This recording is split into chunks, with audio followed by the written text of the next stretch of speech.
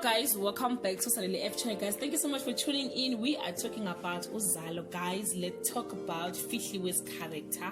I must say she played very well guys. She came as a sister Kakataza, pretending to be a domestic worker, a helper. They had a plan of destroying Kunzi's family, and Kataza failed her, yeah guys, along the way, because Kataza will end up as Tanano Mangobo and Wakofenda by a plane Yabagati. She dated Kunzi and she dated Umbata, Wakileso Mamufundisi was a Kingdom's Church. She never stopped to continue with the plan, but I still think that Kataza was wrong.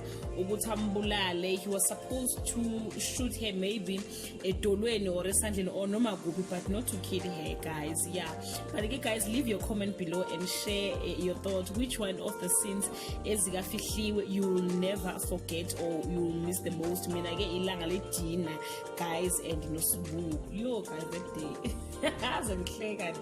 But guys, yes, thank you so much for tuning in and watching this channel. I love you so much guys. Bye.